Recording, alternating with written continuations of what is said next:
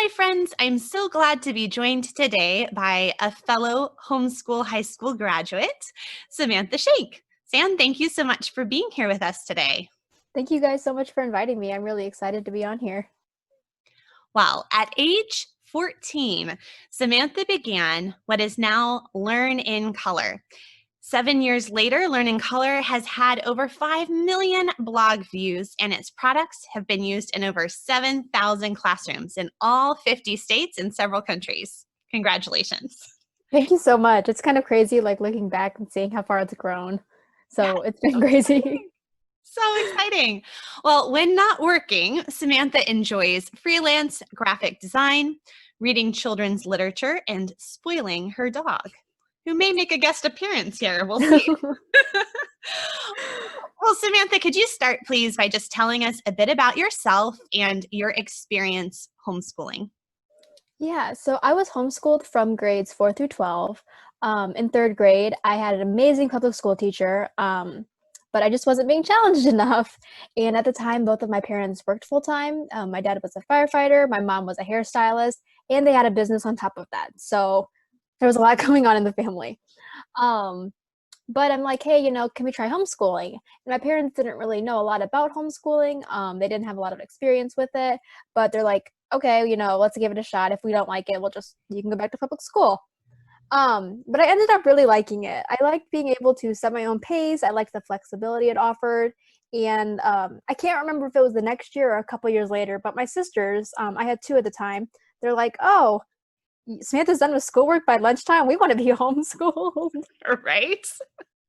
So a couple years later they both came home and they really liked it, and they did both uh, they both ended up graduating from a public high school.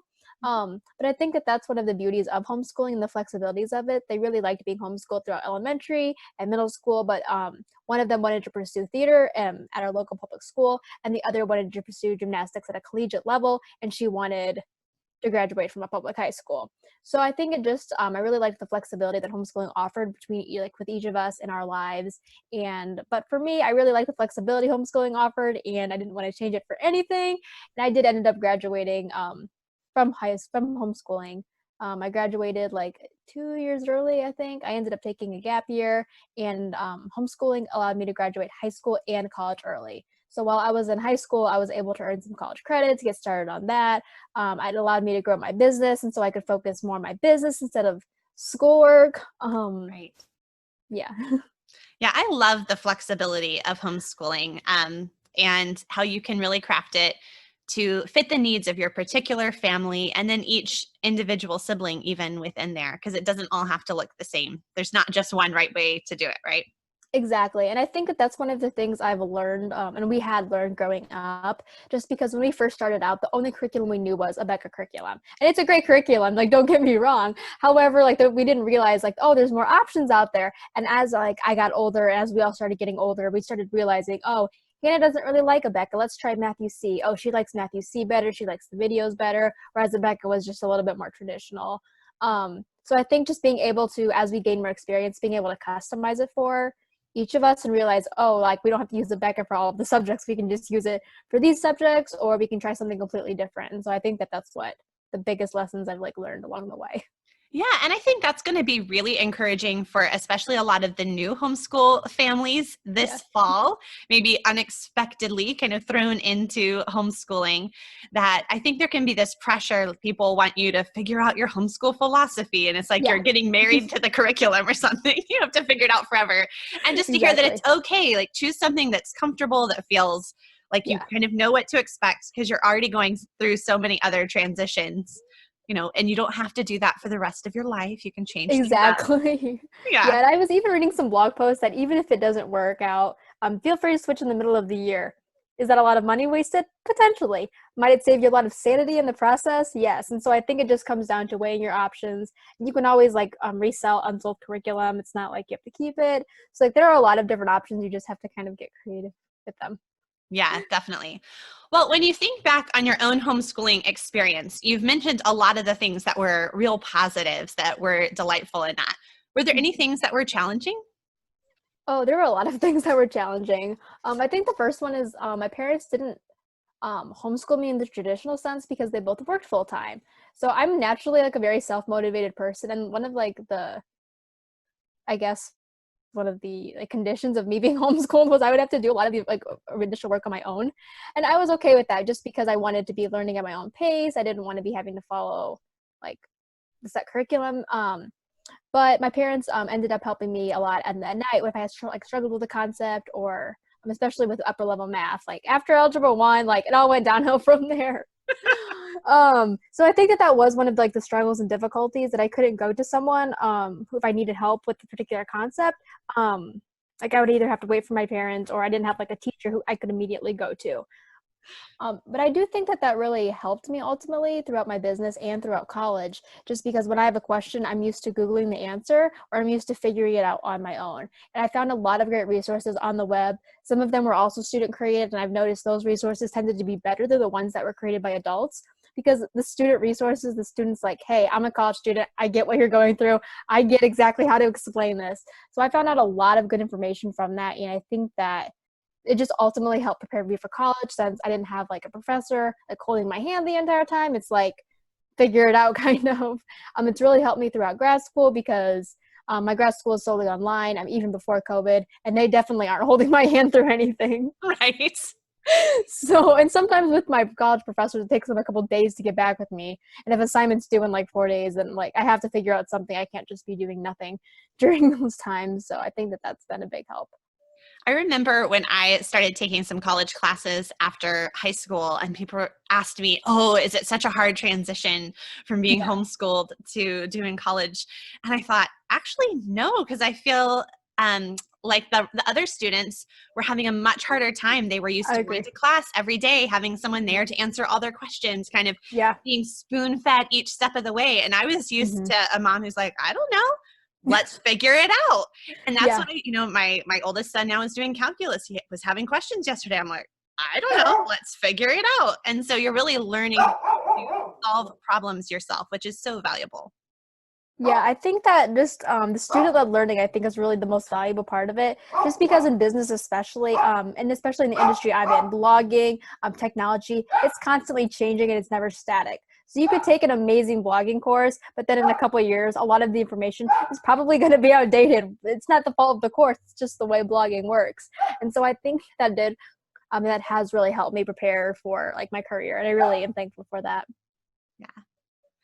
Well, you started your website and your online business, Learning Color. We mentioned that earlier, and you started that when you were 14. So can you tell us a little bit about the story of how that came about? Yes. So like looking at how this all came about. So it started kind of when I was in 4th grade. That was my first year of homeschooling. And before then, I had never done history formally. I'd never done history or science, which I think is a real shame. It's so sad. But in 4th grade, I started discovering World War II and the Holocaust.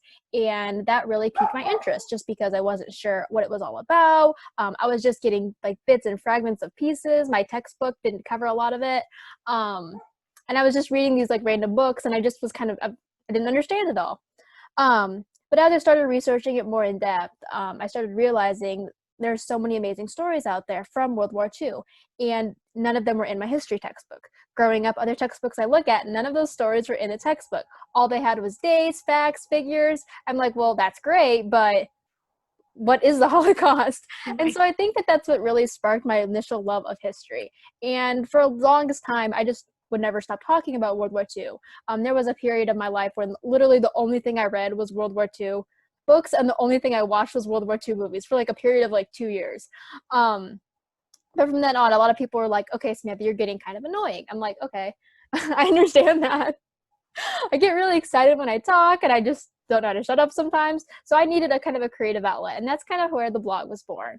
It was kind of born by accident. I'd always wanted to be a professional writer, but I never dreamed it would be a reality. And so it's just something fun. Me and my sisters originally were going to start. That blog died. I forgot about that. That blog died after like 2 posts, but we're not going to talk about that one. Oh my gosh, yeah. But the current blog I have, I started that when I was 14, and I originally just started blogging about my favorite things. It was all of the most random things. If you go back and look in my June 2013 archives, it is also random. It is random book lists. It is random stories from World War II. It is random frugality tips, because I love frugality. Frugality from World War II, all of these random different things. And about 6 months later, I published 2 posts. One of them was called the math cheat sheet. And this was a sheet that I'd originally designed for myself because I was tired of flipping through my textbook and trying to figure out a math formula or trying to find it. So originally I had written in my notebook in colored pens all these math formulas. And then when somebody taught me how to use Excel, I'm like, Excel is 10 times better than my handwriting. And I had made the sheet in Excel. And then my sisters were like, I want that too. So I made that one. And I remember like posting it online. It was on my parents' old computer. I had no intentions with it, but I posted it online and it kind of blew up and it kind of exploded from there. And I think around that time, maybe like a year later, I started realizing that you could make money blogging. And I'm like, oh, this could be a potential career option. And I got connected with a lot of amazing bloggers in the industry, homeschool bloggers, mom bloggers who are making like 6 figures with their website. And I'm like, wow, this is incredible. All I need to do was being able to afford rent in Indiana, which isn't that bad. So from then on, from about 15, 16 years old, that's when I knew that I wanted to be a full-time blogger. I wanted to own my own business, and I really wanted to pursue entrepreneurship full-time. So that's kind of where it all began, from a love of history. That is amazing. So I love that story because it started with something that you were passionate about and you loved, and it wasn't necessarily something that, a parent or an adult might look at and think, oh, well, a love of World War II history is sure to translate into a wonderful career. Exactly. But through all those twists and turns and even Yeah. failures, now you Yeah. have this thriving business. Well, what do you love most about being an entrepreneur? And has there anything that sort of surprised you about running your own business? I think my favorite part is definitely the flexibility of it all. Not only with my schedule, but just in my like general creativity. So, if you look at my website currently and you look at the different types of blog posts I have or the different types of products I have, they are the most random thing in the world. When I'm talking to somebody in person, they're like, what do you have? I'm like, well, one day I might be having a movie guide for like The Giver or some dystopian novel. And the next minute I might be coming up with Hebrew handwriting worksheets. Like you just never know what you're going to find on my website. But they all have in common is they came from an idea that I had. And so I think that that's what I really like most is I don't know any other job that would allow me this much flexibility and creativity.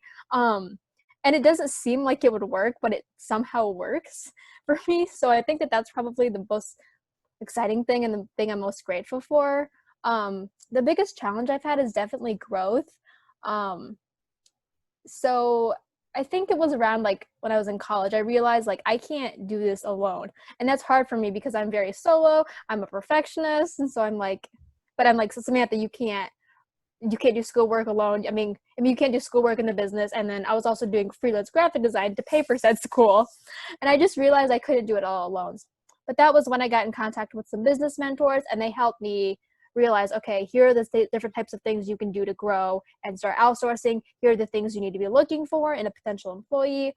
Because at the beginning I was just like, does anybody want some money? I'll teach you how to do this. And I was hiring just random students, but the quality wasn't what I was wanting. I wasn't explaining myself well. It was a hot mess on all sides. But now I've had a couple students. A student, she just graduated, and a current teacher who's local helped me out. And I've been able to outsource tasks like product creation, just little things that go into one blog post. And so I think that that was the biggest struggle. And that's even right now the thing I'm working on the most is outsourcing products and growing in a way that is still true to my mission, but still allows me to reach more people and help more people. Right. And that's actually a truly sustainable business model. So you don't just burn out. Exactly. And like, I think I realized like then I'm like, this is not a sustainable, like I was burning out myself out every single semester in college. So yeah. Well, I can imagine a parent listening to this and thinking, wow, this is amazing. How do I encourage that kind of entrepreneurial business spirit in my teens? So do you feel like there was something that your parents did to kind of encourage you, or what would you say to that parent? For me personally, I think like letting your children learn, kind of like how you said earlier, who knew that like an interest in World War II would have ended up a business like selling homeschool like resources. Like it's kind of crazy how like different things can lead you. Frequent trips to the library were huge. We lived really close to a library, and all the time I would be begging my parents, say, can we please go to the library? And they're like, we just went. I'm like, I know, but I want to go again. I have a book on hold. Oh yes, we were there before our library shut down. We were at the library probably 3 or 4 times a week. It's Yeah. within walking distance, so my Oh, older that's so kids nice. walk up there to get their books.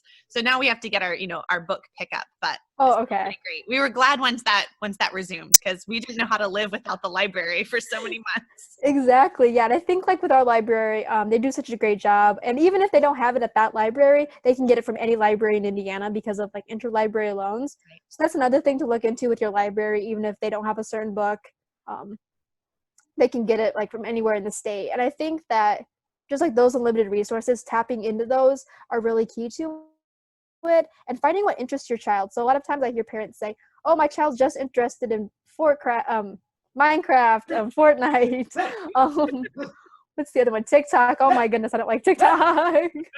But I get that from parents all the time, and I'm like, well, what do they like about it? Maybe it's the dancing, maybe it's the strategy, I don't know.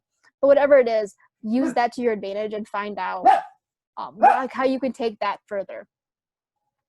So for example, with Minecraft, I've seen so many different ways to incorporate math in Minecraft, or to incorporate computer animation, like programming and all that stuff. So there are a lot of different ways. Even if your child's interested in a video game or TikTok dances, there are a lot of ways to make that educational and say, hey, this is what you could possibly be doing with that interest. So I think just giving kids lots of different opportunities to learn, and then just seeing where it takes them.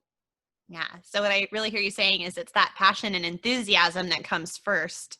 Yeah. Don't so much focus on, all right, kid, you've got to come up with a business plan and a business model No. tomorrow. Yeah. And I have been in entrepreneurship courses where they have done that, and it hasn't always ended well, because when you think that big at first, you're just like, well, I don't know what I want to do. And so I've noticed when it starts with a genuine passion and interest, for entrepreneurship, it really starts with the need. So, and almost all of the stories of entrepreneurship I've read, it starts with a person going, hey, it would be really nice if I had this in my life. And they figured out it doesn't exist, so they created it. And so I think that that's kind of where a lot of entrepreneurship stems from. So Yeah, that's a great piece of advice and helpful. I think sometimes as parents, we have these great ideas and we want so badly for our children to be successful that we can sometimes squelch the very passion or enthusiasm that could potentially lead somewhere that is, that you can't see or that you can't predict, mm-hmm. especially as quickly as technology and all these things are Yeah. changing. I mean, Mm-hmm. who knew there would be this whole online world that Yeah. we would be doing things. Exactly. Mm-hmm. Even with platforms like Zoom, or any type of online curriculum, like who would have known that this like pandemic would have happened? But it turns out like the online blogging world, especially the homeschool community right now, is a big need right now. So again, it just really depends on like the market and the world, but you can't predict that, like you said. So it's just really weird. And so I think it just really comes down to letting your child explore their interests and seeing where it takes them, because you truly do never know where it will lead. And so it might not lead to a career, and I think that that's okay. Well, Samantha, you were able to graduate from college debt-free at age Mhm. 20. So how would you encourage teens and parents to think kind of outside the box when it comes to higher education? Yes, higher education is really important, especially in today's world. But I hate all of the different stereotypes that say, "Oh, you're going to have $50,000 of debt. You should just expect it." Like, no, that's not reality. That should not be a reality. And I know so many like people that have been able to graduate debt free with so many different ways. It's not like you have to get a full ride. The college I went to didn't offer full rides, so that wasn't an option for me. Um, that's something I should have also looked into in retrospect. But I think one of the biggest things is saving money and starting a plan early. And I think the earlier you can plan, the better. But even if you're already in college, that doesn't mean, oh, I have to have a ton of debt because I didn't plan earlier. For me personally, I use Clep tests. So Clep tests are very similar to AP tests, except they're easier, and um, you take them anytime, whereas AP tests, you could only take them in like the spring, around May or April or May, depending on when your school gets out. And AP is designed for high-performing high school students, whereas Clep is designed for adults going back to school. So I think a passing Clep test is like a C, and a college course, which isn't that bad. And so I was able to clip out of a test. I took a lot of summer courses when I was in college. So at one semester, I had taken 10 credits. So, which is almost like a full-time load over the summer. But I've noticed that with online courses, the coursework is easier. There's not as much coursework. And it's just like a lot, like it goes by a lot faster because it's a condensed version. And so I know the pandemic has changed a lot of things. So when I say online courses, this was all pre-pandemic, but I do know there are online courses that are still the same way. However, if you are taking what's supposed to be an in-person class, I think a lot of my friends have told me that they've had to sit down with lectures, like 3-hour long lectures with their professors on Zoom. And that wasn't what I did. I don't think I would have been able to do it all. But I think at my peak with my college career, I was taking 24 credit hours. But again, 6 of those were online, so it wasn't even near as bad as it sounds. But I think just planning early, looking for scholarships, getting creative with how you're saving money, getting creative when you're applying for scholarships is really key to graduating early and graduating debt free. Yes. And, you were working as well, I think you mentioned Yeah. earlier. So that can be done as well. Yeah, I don't know why more people don't take advantage of Clep exams. I think I that don't either. they're like, oh, but AP exams are more prestigious or something. I'm like, well, you get college credit. Like nobody looks at, when you look at your college transcript, no one's going to know where you got the credit from. So Exactly. it really doesn't matter. I used those when I went back to night school to finish up my degree. I ended up having my 3rd child while I was doing those classes. And I'm so glad I was able to clip out of several courses just to save time. I literally just got a textbook and read it and then went into the test. I mean, they're multiple choice. And I think especially when you're in high school for ones like psychology or business, because the business ones are the easiest ones. If you're already learning that subject in high school, you're probably going to pass the Clep test. You can buy like the guide on Clep's website. I think it's like $20 or $30. It's not that bad at all, especially when you compare it to a college course. So if you're already learning the material and it's not something that you're particularly interested in, go ahead and clip out of it and save yourself a boatload of money. Yes. In fact, my teen son has already done 3 like by the end of his freshman year. And they were just courses he was already taking. Exactly. And actually even our library had the Clep where you can do the practice exam or, go through and try to see how many questions, the answers to or whatever. So, and depending on the college and depending on what test it is, I know my roommate, my old roommate, she is bilingual in Spanish. And so when she took the Spanish Clep test, she ended up getting like 9 credits. So again, this is a $90 test, $10 a credit versus almost $1,000 a credit at our local college for something that she already knew. So she's like, I don't want to take it in the Spanish class because I already know it. So I'm just going to take the Clep exam. And she ended up getting a lot more bang for her buck than even I did with my 3 credit course. So there's so many different options with Clep. That is fantastic. Well, here at the close, I want to ask you the 2 questions I'm asking all of my guests this season. And the first question is just, what are you reading lately? I love reading children's lit, so a lot of the books that I read, I make book guides for my blog. But currently, I'm reading The Answer Is by Alex Trebek, the host of Jeopardy! It's his memoir. And I really like that one. And for my blog, I'm currently reading Shiloh, the story about the dog. So I have heard that memoir is fascinating. So I grew up, I was very young. I remember, watching Jeopardy and Wheel of Fortune. My mom said I learned my alphabet watching Wheel of Fortune. That's funny. Yeah. Can I buy a vowel, please?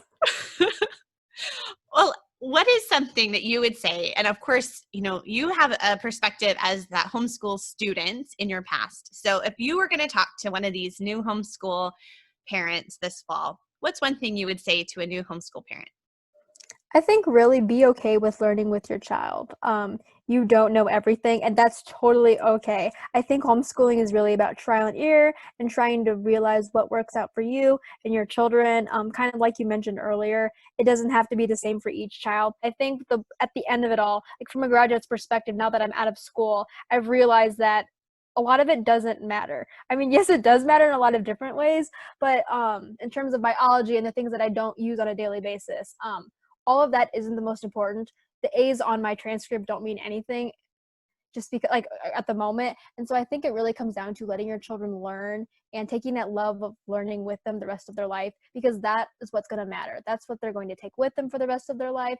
And that's what they're going to remember from their homeschool experience. Not exactly cramming for the science test, math test, the history test. Yeah, those details aren't necessarily going to be the things that stick with them, but Mm-hmm. the relationship and then the love of learning, that's going to be a constant in their life. Yeah. Well, Samantha, where can people find you all around the internet? You can find me at Learning Color on my website, Facebook, Twitter, Instagram, and Pinterest. So. Okay, great. And I will put all those links in the show notes for this episode at humilityanddoxology.com. Thanks so much. Thank you so much for having me.